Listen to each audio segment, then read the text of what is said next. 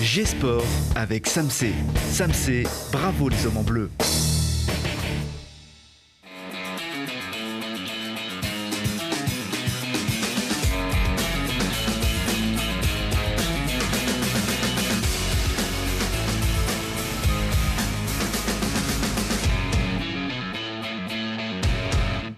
Bienvenue à tous, c'est l'heure de prendre la température de nos saisons, de nos équipes, de découvrir ce qui se cache derrière les titres, derrière les déceptions et surtout d'applaudir nos stars du sport. Et ce soir, le roi, mesdames et messieurs, couronné de succès cette saison encore, c'est le roi de l'asphalte, avec 4 titres de champion de France des rallyes. Johan Bonato, bienvenue. Bonsoir. Bravo. Merci. Et ouais. Pilote des Deux Alpes qui donc vient de décrocher ce 4e titre, donc... égaler le record de France, qui est donc à 4 titres, peut-être un 5e, on verra ça bientôt. Pourquoi pas champion de France en 85. Et oui, c'est le Grenoble Volley Université Club qui a été donc le roi de la première division dans les années 80-90, qui a fait trembler les tribunes du gymnase Malherbe depuis, qui se défend avec ses filles et ses garçons, donc en 3e division, tous les deux. Et une ambassadrice aussi qui va défiler samedi soir pour les Miss France. C'est le Grenoble Volley Université Club. Bienvenue à vous. Merci. Yvan Gillet, manager général du club. Miroslav, je savais que j'allais... Et on prononce Vrban, oui. C'est ça, d'accord. Originaire de Serbie, ouais. C'est ça. Bienvenue. Merci. Et Marie Chevrier, un nom qu'on connaît bien au Grenoble Volley et on est ravis de t'accueillir. Merci d'être ici. Tout de suite, on fait d'abord le tour de l'actu avant de venir vers vous.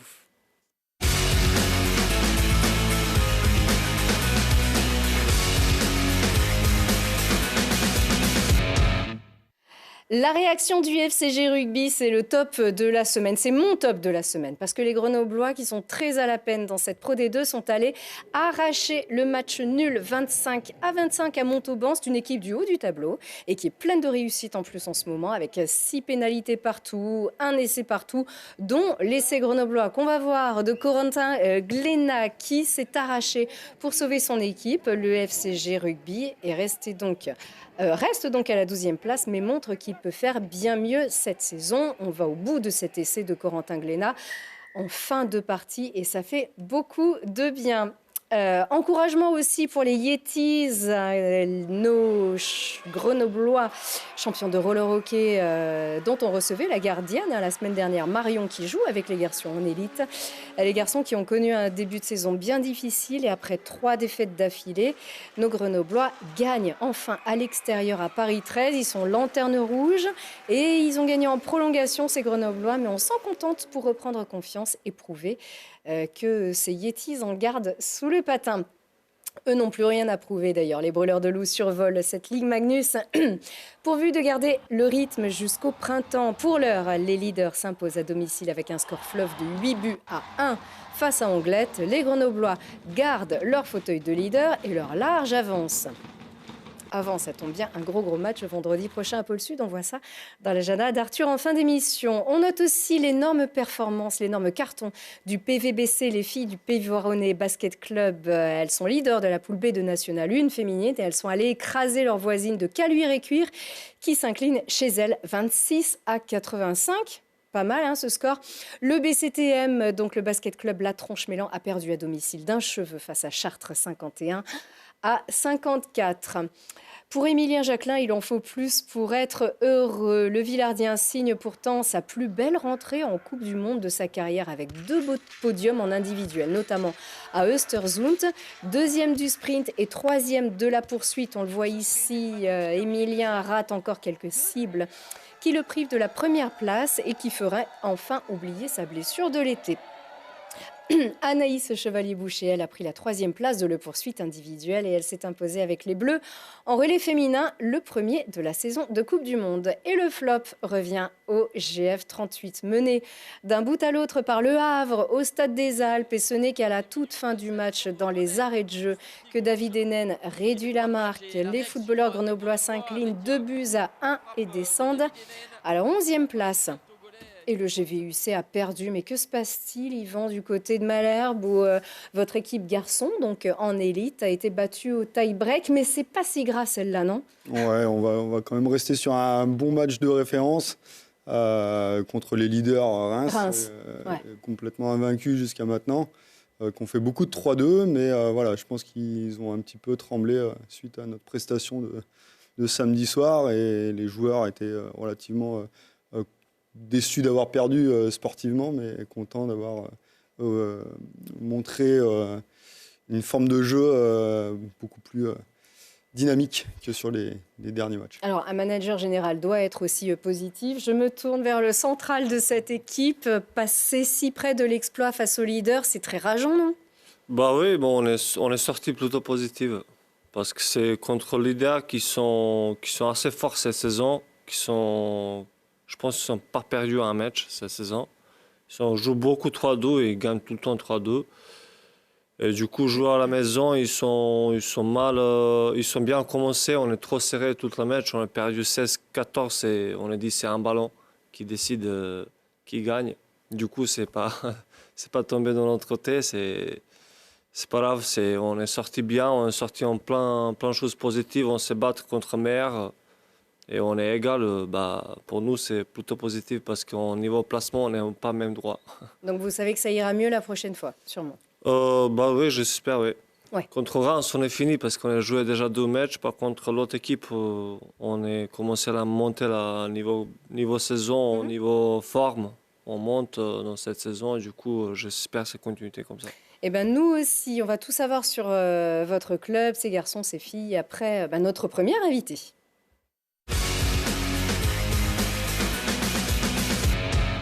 Alors, après 2017, 2018, 2020, 2021 et l'année de Yoann Bonato sur l'asphalte avec son copilote Benjamin Boulou, il remporte un 4e titre de champion de France des rallyes. Bravo Yoann.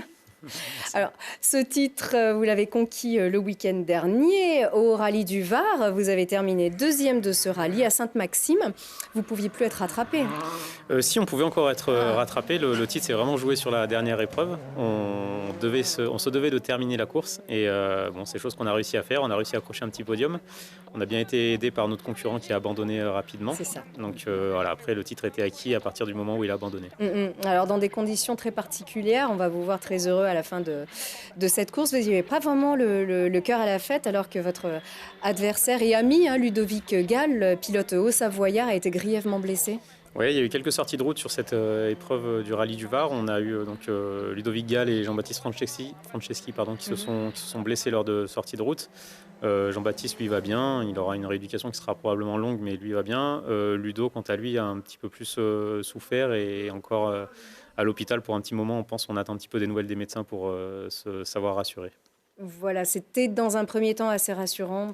Ouais, on a passé un petit inquiet. peu par toutes les phases. On pensait que ça allait aller. Finalement, c'est plus compliqué que ça. Là, il se réveille doucement. Bon, aujourd'hui, on ne sait pas se prononcer sur vraiment son état de santé. Et les médecins attendent encore avant de donner des nouvelles.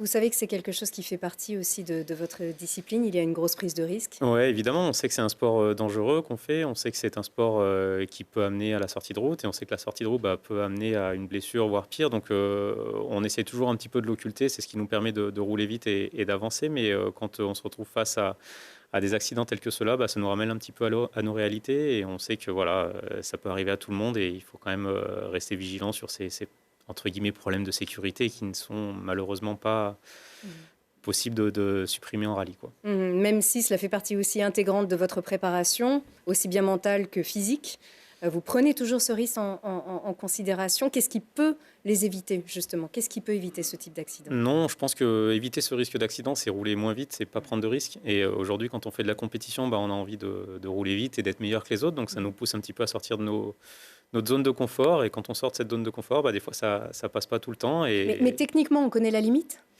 Techniquement, on connaît la limite. Après, le jeu, c'est de jouer un petit peu et flirter avec cette limite. Et quelquefois, les rallyes sont un petit peu plus compliqués que d'autres quand les terrains sont glissants ou inconstants en termes de grippe. C'est un petit peu ce qu'on avait au rallye du Var. Ce sont des épreuves qui sont très difficiles par la météo et les changements d'adhérence. En tout cas, on pense à Ludovic. On espère bien sûr qu'il se remettra. On sait que vous êtes Nous aussi, ouais. concurrents et amis. Vous n'avez jamais été inquiété cette saison. Elle avait commencé très très fort. Vous avez commencé par 2 victoires, notamment les 2 premières manches. C'était au Touquet en mai, ensuite en Alsace en juin. Après, vous avez remporté Le Mont Blanc, le Cœur de France, les Cévennes aussi, ça fait 5 victoires et 2 podiums. Ce sont des routes qui n'ont plus de secret pour vous? On connaît bien effectivement le championnat de France des rallyes. Ça fait quelques années qu'on y participe. On connaît bien les épreuves, même si quelquefois on arrive à avoir quelques nouveautés. On est quand même dans un élément qu'on connaît. Donc, ouais, ça a été une belle saison pour nous avec 5 victoires. C'est un beau championnat qui s'est joué jusqu'à la fin. Donc, c'est intéressant aussi quand on se bat jusqu'à la dernière manche. Mais c'était une saison sympa pour nous. Ouais. Oui, alors qu'on sait que 2020, c'est 2019 hein, vous n'aviez pas remporté. 2019, on n'a pas remporté. On a terminé 2e. Ouais. On s'est fait battre par Johan Rossel, qui est cette année le champion du monde WRC3. Sachant que, bah oui, un bel adversaire, sachant que 2020 s'est joué et que vous avez été champion aussi en 2020. Il n'y a pas eu beaucoup de champions de France en 2020. C'est vrai que la plupart des championnats ont été annulés. Vous n'êtes pas concerné par ce type de restrictions en cas de crise sanitaire, de pic de crise sanitaire? Ouais, la chance qu'on a eue avec le sport automobile et la Fédération française, c'est qu'on a vraiment réussi à considérer que notre sport était un sport professionnel et tous les sports professionnels ont pu courir de plus en espace extérieur. Donc on a pu faire une saison 2020 plutôt correcte. Alors bien sûr plus courte qu'une saison standard, mais ils ont quand même décerné les titres de champion de France avec les épreuves qui ont été courues. On vous voilà sur les routes épineuses quand même et très épinglées. J'ai envie de dire du rallye du Mont Blanc. Ça se joue à quoi? Ça se joue à la seconde. Bien souvent, on peut faire des chronos qui font 20, 30 km et les écarts au bout de ces chronos-là peuvent être de 2, 3, 4 secondes. C'est vraiment c'est très serré. On a du mal à faire les écarts dans les chronos et c'est ce qui fait le charme du rallye, c'est que bien souvent, c'est disputé jusqu'à la fin de l'épreuve. Pardon, un petit chat dans la gorge. C'est parce que vous êtes combien d'engagés sur cette épreuve-là? Par épreuve, on est entre 120 et 160 environ. Voilà, donc ça fait beaucoup de concurrents aussi. Vous savez tous à peu près prendre les virages de la même manière. Mais vraiment, est-ce que c'est l'expérience aussi, la complicité avec son copilote aussi? Est-ce que même le copilote doit être meilleur que le pilote? Oui, il y a énormément de paramètres. Alors bien souvent, c'est le pilote qui est mis en avant lors des victoires. Alors qu'en réalité, c'est vraiment un sport d'équipe. On a une équipe technique, des mécaniciens, ingénieurs, un copilote... tous des gens autour de nous qui nous permettent de réussir ces épreuves. Et effectivement, la différence, elle se fait sur un ensemble de choses, notamment le matériel et puis la qualité de tout l'ensemble de l'équipe qui prépare la voiture. Oui, alors on le voit ici, c'est Benjamin Boulot. Depuis combien de temps vous connaissez? Alors nous, on se connaît depuis tout petit puisqu'on était au ski club ensemble quand on était jeunes. On a été à l'internat au ski études à Villard-de-Lans ensemble, donc on se connaît depuis vraiment très longtemps et on s'est tous les deux lancés dans le sport automobile, lui en tant que copilote, moi en tant que pilote. Et puis maintenant, ça fait depuis 2001 qu'on court ensemble, donc on se connaît vraiment bien. Le départ de l'aventure, c'était avec lui, justement. S'il n'avait pas été là, peut-être est-ce que vous auriez fait d'autres choix, une autre carrière? C'est possible, c'est probable. En tout cas, on a une complicité qui fonctionne bien. On est bien complémentaires l'un et l'autre, très différents probablement. Mais c'est un binôme qui fonctionne bien et qui nous a amené là aujourd'hui à ce qu'on est. Donc je pense qu'en tout cas, dans la réussite que l'on a, il y est pour au moins la moitié du résultat. Parce que tout jeune aussi, vous rêviez de quoi? Vous rêviez de qui? Qu'est-ce qui fait que vous êtes mis à l'automobile? Nous, on a toujours bien aimé, enfin moi en tout cas, même plus que Benjamin, la compétition automobile. On va dire que j'ai de la famille qui était passionnée de voitures et ça nous a permis de découvrir un petit peu le sport auto. Et j'ai toujours voulu faire de la compétition plus grand une fois le permis en poche. Alors, on va vous écouter, justement, ou plutôt écouter votre copilote Benjamin Boulou, comme si vous étiez dans l'habitacle pour vous faire une petite idée. Et gauche à fond, vraiment pas corde, sur droite 130 plus à fond. 40 mètres, gauche en 30 bon, plus d'arme cut. 40 mètres, attention. Gauche en 41, ferme 130 plus de cut. 100 mètres. Droite 140 plus, frein pour 40 mètres, gauche en 40 moins. Oh là, c'est le va.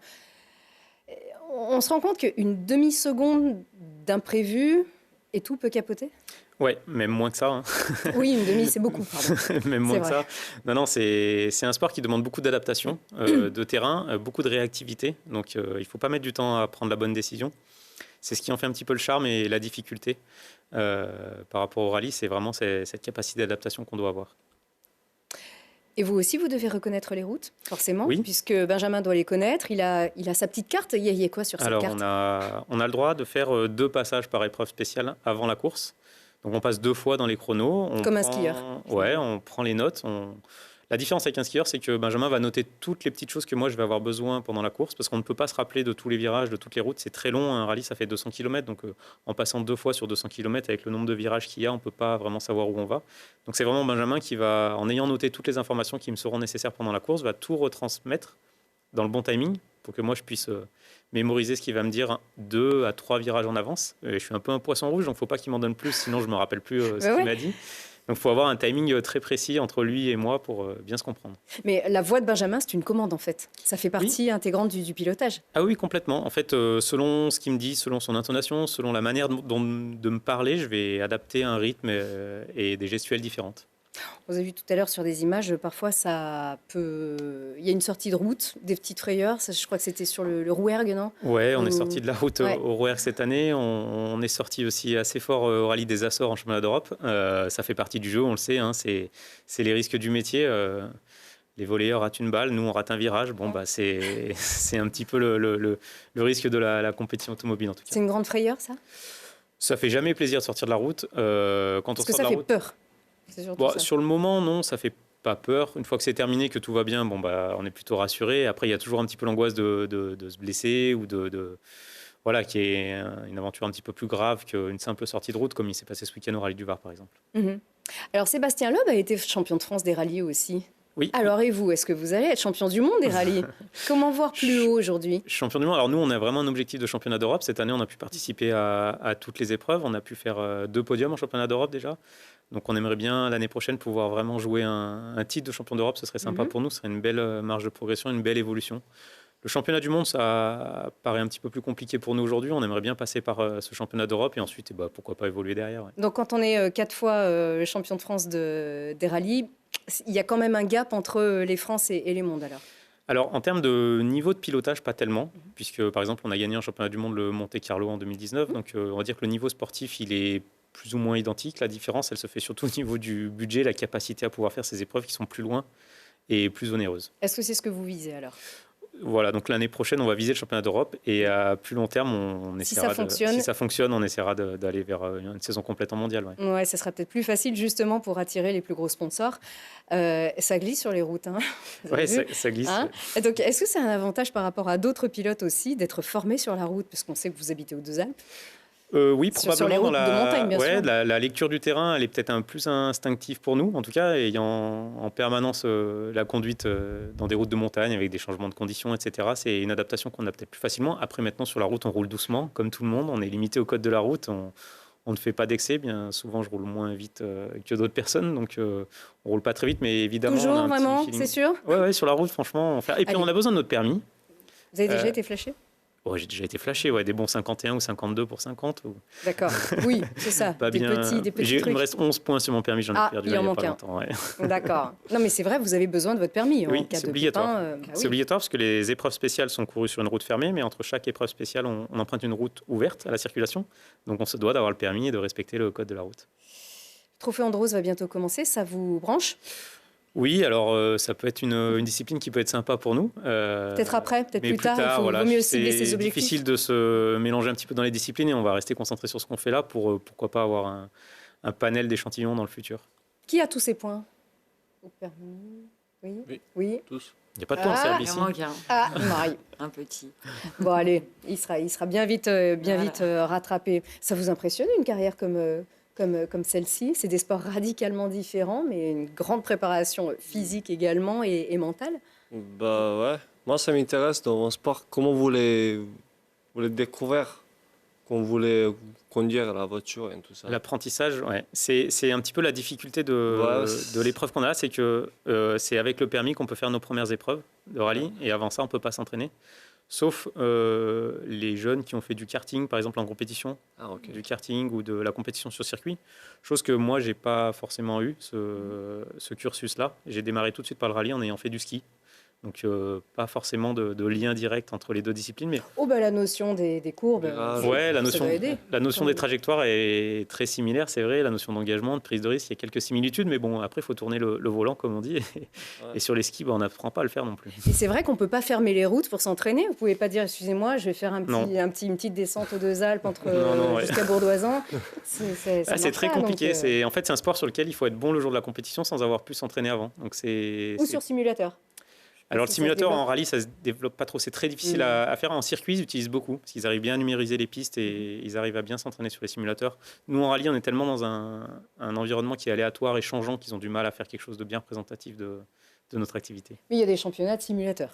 Oui, Donc ça déjà, existe, voilà. c'est vrai. Oui, oui. Exactement. Et je crois qu'on a des Isérois, d'ailleurs, des Oui, oui, oui, Grenoblois, c'est vrai. qui s'en sortent très très bien.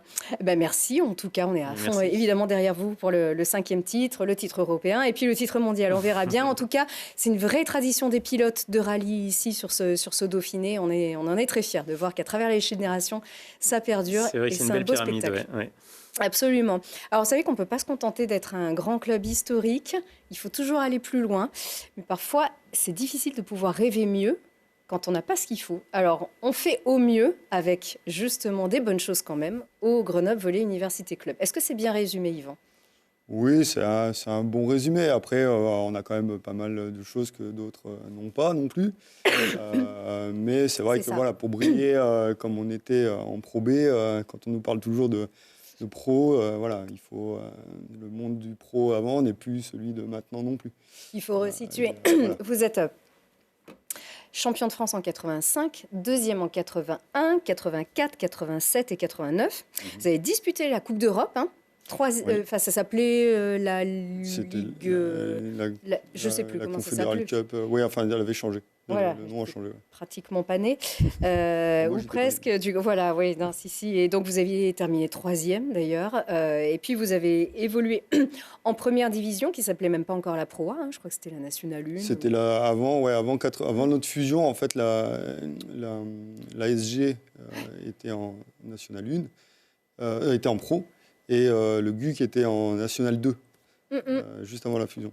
C'est ça. En Et puis la Pro 97. B. Et après en Pro B, la fusion. C'est ça. Et puis, mais c'était très bien aussi, la Pro B. Et désormais, donc, la 3e division qui s'appelle l'élite. C'est pas facile de s'y retrouver quand même, à Marie, finalement. Vous appelez la Nationale 2 et c'est la 3e aussi. Oui, c'est la 3e aussi. En garçon, il y a 2 niveaux en pro. Et en fille, il n'y a que Pro A et Elite N2. C'est comme ça qu'on se retrouve en 3e. C'est ça. Ce qui est quand même déjà pas mal. Enfin, la 3e division, il y a quand même un beau niveau, aussi bien chez les garçons que chez les filles, Yvan. Bah oui, on a un pied dans le haut niveau des deux côtés. Hein. La National 2, c'est quand même tous les clubs pro ont un National 2 en termes de centre de formation. Et en élite, voilà, les budgets de l'élite de notre poule, par exemple, sont très élevés. Donc c'est le monde de la pro, quoi. Oui, alors, est-ce que dedans, quoi. justement, est-ce que par rapport à ça, le club porte encore son histoire? On parlait de tous ces titres et de cette Coupe d'Europe. Ou est-ce que ça fait vraiment un moment que c'est plus qu'un souvenir? On voit que le gymnase a déjà beaucoup changé aussi. Alors, c'est un souvenir, mais c'est surtout l'âme du club. Voilà, on essaie toujours de se baser là-dessus pour aller vers la plus haute performance qu'on peut, notamment en masculin, où c'est plus difficile qu'en féminin de monter d'une division d'écart. Au niveau du vivier grenoblois. Les souvenirs, ils sont perdurés aussi par des noms. Marie Oui. Chevrier, c'est votre papa qui était Oui, dans cette équipe première dans les Oui. années 80. il a fait partie de l'équipe. Quand on était champion, il était dans l'équipe. Il y avait Richard Gou aussi, toujours. Richard, Jean-Loup Jean-Loup Miguet, Miguet. Et votre frère, qui Jérémy. évolue en élite. C'est ça. Du coup, avec Voilà. Miroslav. Absolument, donc des histoires de famille. Vous êtes un club complet hein, pour les garçons, pour les filles, avec les enfants. On s'intéresse évidemment à la locomotive pour commencer. C'est cette équipe première des garçons qui a des ressources pour faire mieux que son début de saison, hein, on disait. Oui, Clairement. Clairement, oui. Après, voilà, on est un club. Notre vrai projet sportif, c'est le sport pour tous aussi, du loisir aux jeunes, aux professionnels. Donc, on essaye d'être un petit peu de partout. C'est un peu l'état d'esprit du club actuellement et les missions qui nous ont été, au niveau du staff, affectées vers les années 2005. Quoi. Mhm. C'est quoi vos qualités, Miroslav? Pas, enfin, à vous, mais à votre équipe aussi, encore que les vôtres. On s'en fait une petite idée sur ces images aussi, beaucoup de puissance notamment. Bah ouais, on n'est pas assez nombreux. Normalement, on est 12, nous on est 10, parce que le recrutement c'est passé comme ça. Du coup, par contre, on se connaît, ça fait un moment. On a joué ensemble, ça fait longtemps, et du coup, normalement notre force, c'est on se connaît bien, on joue bien ensemble.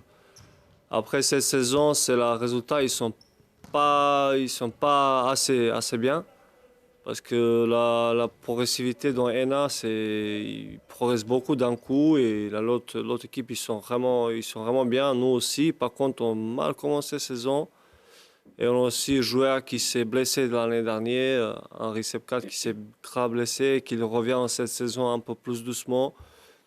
Un nouvel joueur, 12 nouveaux joueurs qui s'est trop installé dans l'équipe, qui prend la force et tout ça. Du coup, normalement, c'est notre force pour jouer ensemble. Ça, c'est notre force. Donc la solidarité, et puis compter là-dessus pour aller plus loin cette saison déjà. Oui, parce que dans une équipe, ça change beaucoup. Comme c'est une nouvelle équipe, c'est vraiment compliqué parce que c'est niveau la force, comme vous le dites, niveau technique et aussi niveau caractère.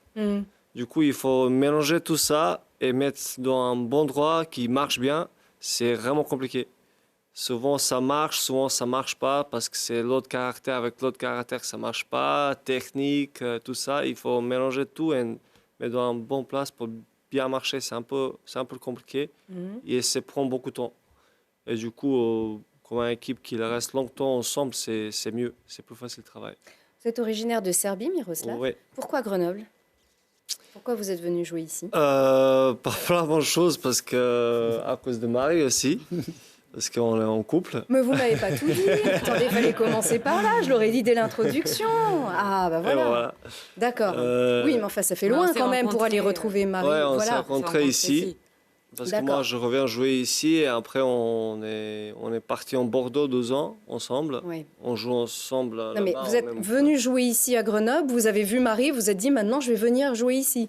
Bah oui. Ouais. Ah, il a dit oui, hein, Marie. Ouais, un petit peu, ouais. C'est vrai. Ah, sympa ça. Ouais. Très bien. C'est pas que des volets. D'accord. Ouais. Donc, Marie, du coup, on comprend pourquoi vous restez là maintenant, hein, parce que si Miroslav est venu ici. Ah oui. Non, bah oui. Il y a toute la famille aussi, il y a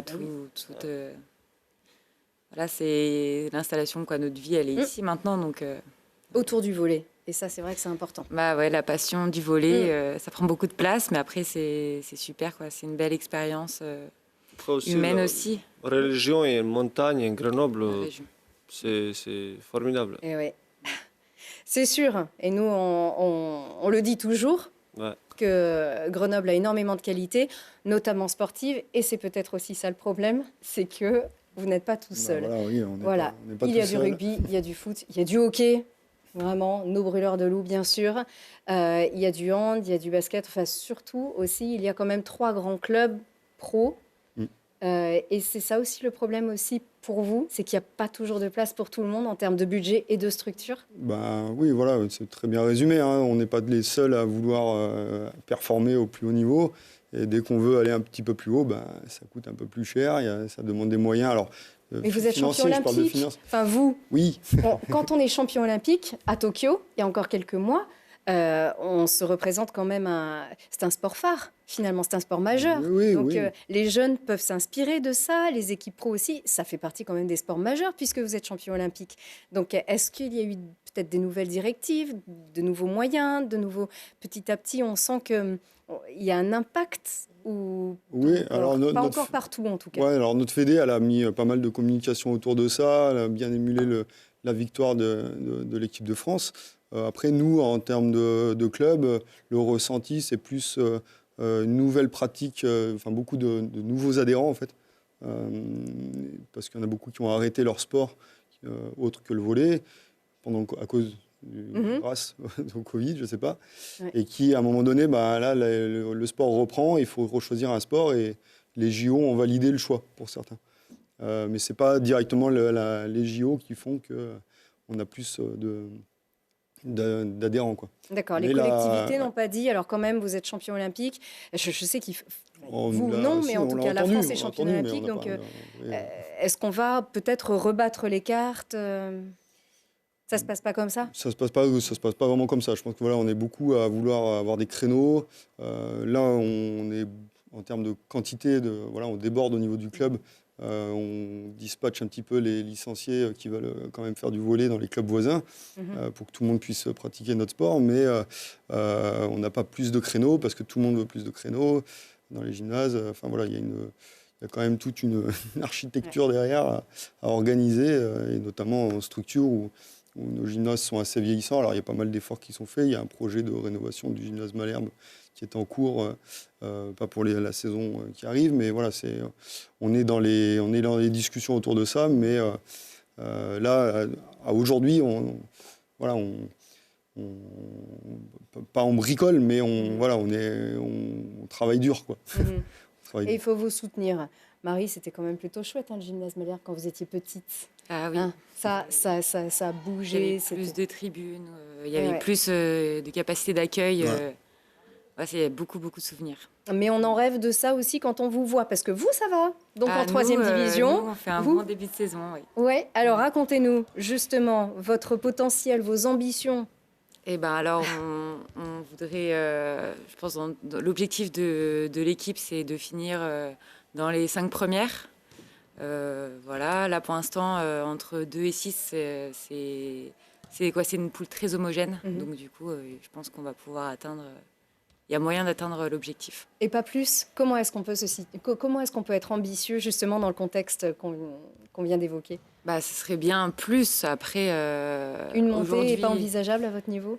Aujourd'hui, il y a nos voisines, les Romanaises, qui ont quand même une équipe professionnelle. Toutes les filles sont pros. Et plus d'entraînement, plus de moyens. Et elles l'ont montré lors de notre rencontre chez elles il y a 2 semaines, où on a pris 3-0. Après, on essaiera de faire mieux à la maison, à domicile. Mais bon, après, ça reste aussi une équipe très, très performante. Donc à voir. En rugby, il y a eu des Grenoble-Bourgoin. Donc après, ça change, ça pourra changer encore à l'avenir aussi. Mais il y a de la place aussi pour tout le monde, parfois, si on arrive à élever son niveau. Mais Miroslav, par exemple, c'est vrai que c'est difficile aussi de ne pas voir plus haut. Toujours quand on joue dans une équipe, on veut monter. C'est compliqué. Après, il faut jouer. Après, c'est important en début de saison, il faut se bien mettre dans son place. Parce que si tu penses trop haut, si ça ne marche pas, il y a beaucoup de risques. Si tu déçus plus, tu tombes plus bas. Il faut aussi se motiver plus haut possible. Par contre, tu connais, il est où ton place, il est où ton limite. Ok, si c'est ouvert la porte, parce qu'on parle en équipe fille, pour moi, ils sont trop bien. Et si c'est ouvert la porte en fin de saison pour le premier 2 places, bien sûr, il va gratter, comme tout le monde. Mais oui. Et voilà. Bon, je peux vous dire qu'il va y avoir du monde au gymnase Malherbe et qu'il va falloir effectivement agrandir les portes, agrandir les tribunes, car tout le monde va venir vouloir voir Charlotte aussi. Alors Charlotte, elle est à gauche, et elle a remporté le titre de Miss Rhône-Alpes. Charlotte est licenciée au Grenoble Volley Université Club, bien évidemment. Le poste... à quel poste elle joue? Elle est récepatable, comme vous, justement. Et samedi, elle va défiler pour défendre les couleurs de la France, ambassadrice. Et vraisemblablement, elle a déjà passé une première sélection. Donc, je ne sais plus, 25 ou 30. Elles sont 16, désormais. C'est ça? Yvan qui suit tout, justement. C'est ça? C'est son papa qui me donne toutes les infos aussi en temps réel. Là, on a piqué ces images, évidemment. On a vu que les clips ont été tournés. C'est quand même une super nouvelle. C'est quand même une ambassadrice incroyable. Enfin, c'est un petit coup de projecteur aussi pour vous sur votre club. Elle a joué en Coupe de France, Charlotte aussi. Il y a quelques jeunes. Oui, elle fait partie de nos diverses sélections en interne dans les Coupes de France qu'on fait, que ce soit en M15, M18, M21 cette année. Bon, cette année, elle n'a pas pu la faire parce que du coup, elle a été titrée et du coup, interdit de gymnase. On va éviter l'entorse pour tout le travail qu'elle a accompli jusqu'à samedi là. Et puis elles sont dans une bulle. Oui, elles sont dans une bulle et voilà. Donc on espère la revoir après, en Miss France ou pas, dans tous les cas. Bien sûr, mais déjà c'est un beau. C'est un super résultat. Exactement. C'est pas la seule. Je me souviens qu'il y avait Leslie Rousier Il y a eu Leslie Rousier et aussi Margot Bescon aussi, mais qui a été Miss. Voilà. Il y a eu Marie, aussi Dalila qui était à Lyon aussi. Oui, il y a une Lyonnaise aussi. Ça, Nelly Thévenet qui était je crois qu'elle était à Mélan, il me semble, licenciée. Mais vraiment, oui. Que des jolies filles, et il y en a là-dedans aussi, attention. Et voilà, je crois que vous avez d'ailleurs préparé des petits messages pour l'encourager. Il y a une vraie émulation. Oui, ça a émulé quelque chose de super positif pour auprès de nos jeunes qui ont voulu lui passer plein de petits messages. C'est parvenu jusqu'à elle, tout ça? Oui, bien sûr, ouais. Et puis elle a remercié déjà le club d'avoir pensé à elle et elle espère que tout le monde sera là pour la soutenir ce samedi soir. Samedi soir, hein, c'est les Miss France, que ce soit votre tasse de thé ou pas. Il faut se dire aussi qu'on est dans un pays où on peut le faire. Donc ça, c'est déjà une bonne nouvelle. Hein, qu'on soit pour, qu'on soit contre, c'est sûr que voilà, tout est très discutable. Mais nous, on est très supporters aussi de Charlotte, qui est absolument adorable en plus. Et puis, attention, on a retrouvé des images d'une certaine Noémie Bonato. Mais qui est-ce donc, Johan Bonato, Noémie? Noémie, c'est une cousine de Bourdoisan qui a été également élue Miss Isère il y a quelques années. Cette très jolie blonde là qu'on voit et qui sent qu'elle peut gagner, hein, parce qu'elle a l'air un petit peu stressée d'ailleurs, qui était vraiment ravissante. Hein. Oui, c'est votre cousine alors. Voilà, alors on a une cousine éloignée, mais c'est vrai qu'on est de la même famille, on a les mêmes arrière-grands-parents, on va dire, donc c'est rigolo. Ouais.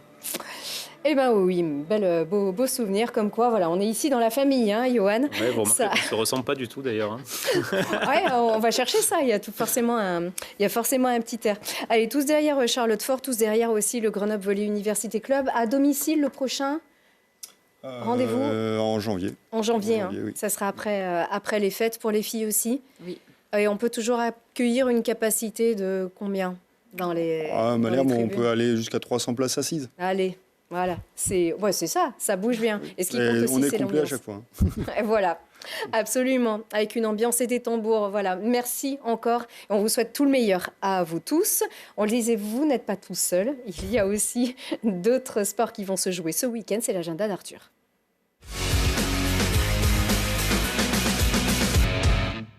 Amis supporters, deux gros chocs sont à prévoir ce week-end. En Pro D2, le FCG recevra les premiers Mont-de-Marsan. Après avoir montré du caractère sur le terrain de Montauban en ramenant le nul, les Isérois espèrent garder cette dynamique. Mont-de-Marsan qui reste sur 5 victoires d'affilée et avec une solide place de leader est un gros morceau, mais les Grenoblois pourront tout de même compter sur son public du Stade des Alpes. Coup d'envoi, jeudi à 20h45. Plus qu'un classique, il y aura une revanche à prendre sur la glace. Les Brûleurs, toujours premiers de Ligue Magnus, recevront les champions en titre Rouen. Et cette revanche de la course au titre de la saison dernière intervient alors que Rouen est 4e. Nos solides leaders vont devoir sortir un grand match pour l'honneur et les points. Coup d'envoi vendredi à 20h15. Grenoble-Rouen, ça marche toujours, hein, ça cartonne. Et les places assises, je crois qu'il y en a déjà plus, mais allez-y, en tout cas, tentez votre chance. Il y a jusqu'à 4200 personnes. Voilà. Et oui, ça fait rêver, mais peut-être un jour au volley, on y reviendra. Merci à vous tous. Merci. Bien sûr, très très belle saison. Merci. À vous les garçons, les filles. Et Johan, on se tient au courant. À très bientôt. Et merci à vous tous.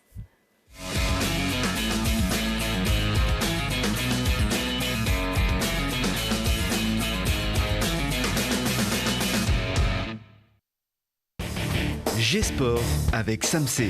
Samsé, bravo les hommes en bleu.